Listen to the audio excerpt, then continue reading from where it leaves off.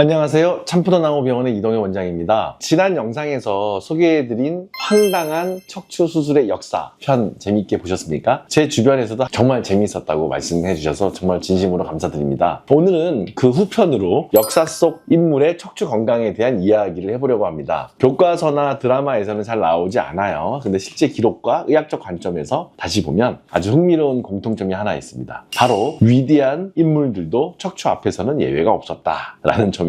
오늘 영상에서는 미국의 대통령, 영국의 왕, 조선의 성군까지 시대를 대표했던 인물들이 어떤 척추 질환을 겪었는지, 그리고 그 이야기가 지금 우리에게 어떤 메시지를 주는지 한번 살펴보는 시간을 가져보도록 하겠습니다.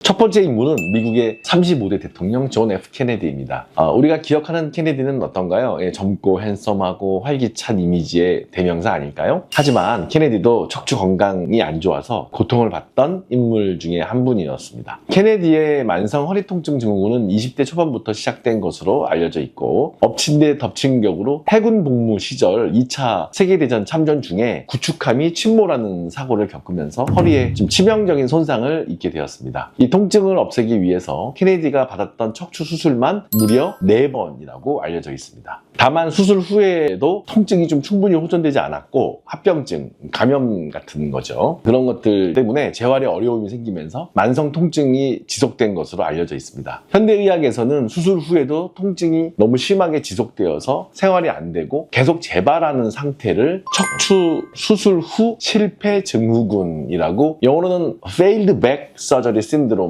이라고 부르기도 합니다. 외과 의사들은 별로 안 좋아하는 진단명 증후군인데, 케네디의 경우도 수술 후에 이제 통증이 지속되었던 점에서 유사한 양상으로 설명할 수는 있지만, 원인은 이제 유착이라든지 수술 후에 신경 자극 또는 근육 또는 자세 이런 여러 가지 복합적인 요인이 발생한 걸로 예측이 됩니다. 결국 그는 통증 조절을 위해서 보조기를 착용하고 또는 자세 보조 도구, 의자, 여러 약물 치료를 병행했던 것으로 알려져 있습니다. 만약 지금 같은 조건의 환자가 온다면 과거처럼 이제 수술을 반복하기보다는 정밀하게 이제 평가를 한 다음에 가능하면 이 유착을 풀어줄 수 있는 여러 가지 약물 주사나 특수 염증 주사 또는 재활, 생활 습관 교정, 이런 것들을 통해서 웬만하면 비수술적 치료를 우선적으로 케네디 대통령한테 제시했을 것 같고, 상당히 통증과 기능이 호전될 수 있는 그런 전략을 한번 그분과 먼저 상의하고 고려했을 것 같습니다. 수술은 정말 필요할 때 마지막으로 단 한 번에 끝내는 방식으로 마지막 선택지로 두시는 것이 맞죠.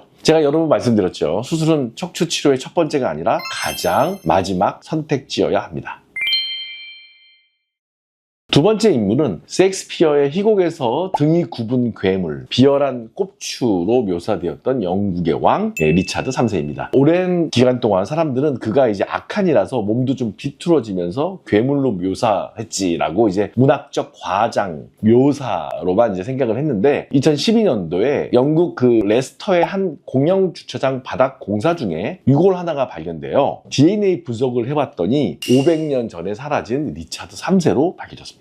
리차드 3세의 척추는 무려 한 70에서 80도 가까이 매우 심각하게 휘어져 있는 특발성 척추 측만증 환자로 생각이 되고 있고요. 다만 호흡 기능이 실제로 얼마나 영향을 받았는지는 이제 개인차가 있기 때문에 유골만 가지고는 단정하기 어렵지만, 측만이 보통 70에서 80도까지 휘어지게 되면 호흡 기능이 떨어질 수 있습니다. 그리고 오히려 뼈의 상태를 분석해보니 놀라운 반전이 드러났어요. 그는 이제 이 불편한 몸을 이끌고 무거운 갑옷을 입은 채로 말을 타고 전장을 누비면서 전투를 한 용맹한 전사였죠. 심지어 척추가 휘어서 폐활량이 부족했을 텐데 마지막 전투에서 가장 앞서서 돌격하다가 전사했다고 합니다. 자신의 어떤 신체적 한계를 정신력과 근력으로 극복해낸 케이스가 아닐까라고 생각이 듭니다. 이렇게 이제 리차드 3세가 증명하듯 척추가 휘었다고 해서 반드시 신체 기능이 다 떨어지는 건 아니에요. 다만 어떤 측만의 각도 또는 통증 또는 호흡의 능력, 여러 가지 근력 상태에 따라서 여러 가지 그 기능은 달라질 수가 있습니다. 성인 측만증 환자분들도 꾸준한 관리와 운동, 또 필요하면 도수치료나 재활치료 또는 교정치료를 통해서 충분히 활동적이고 건강한 척추 관리를 통해서 활기찬 인생을 살 수가 있는 거죠. 마지막은 조선의 왕 세종대왕입니다. 사실 조선의 왕들은 하루 종일 앉아서 이제 양반다리 한다 그러죠. 하루 종일 앉아서 상소를 읽고 정무를 보시고 오늘날 같으면 고강도의 업무에 시달리는 회사원, 사무직 같은 그런 생활을 하셨던 것 같아요. 그래서 특히 이제 우리 세종대왕님 위대한 성군이지만 건강관리가 어땠을까요? 글쎄요, 실제로 실록을 보면 세종대왕이 허리 통증 때문에 고생하셨다는 기록, 그리고 이제 눈이 아파서 그 빛을 보기 힘들었다는 기록이 여러 차례 반복해서 나옵니다. 그래서 현대의학자들 중에는 이런 증상들을 종합해 봤을 때 세종대왕이 강직성 척추염을 앓았을 가능성이 꽤 높을 것이다 라고 보는 분들도 계십니다. 강직성 척추염은 척추 마디마디에 자가 면역 질환으로 인한 만성 염증이 생기면서 시간이 가면서 뼈가 서로 붙어가고 속에는 비어가고, 그래서 유리병처럼 겉에는 딱딱한 것 같지만 쉽게 깨질 수 있고, 마치 대나무가 이렇게 굳어가는 것처럼 실제로 대나무 척추, 뱀부 스파인의 모양으로 굳어가는 병이에요. 이 병의 대표적인 특징은 낮보다 밤에 새벽에 허리가 너무 아프고 아침에 일어나면 허리가 뻣뻣해서 한참을 움직이기 위해서 활동할 수 있다는 특징이 있죠. 그리고 일부 환자에서는 허리 통증만 있는 것이 아니라 눈에 염증이 잘 생겨요. 포도막염이라는 건데, 이 포도막염이 눈이 아프거나 또는 빛을 보기가 힘들어지는 안과 질병이거든요. 그래서 아마 이런 것들을 유추해 보건대 세종의 기록에 남아있는 허리 통증과 눈 증상은 혹시 강직성 척추염의 좀 특징적인 증상과 꽤 맞아떨어지는 부분이 있어서 현대의학자들이 혹시나 세종대왕님이 강직성 척추염을 앓았을 가능성을 조심스럽게 추정하고 있습니다.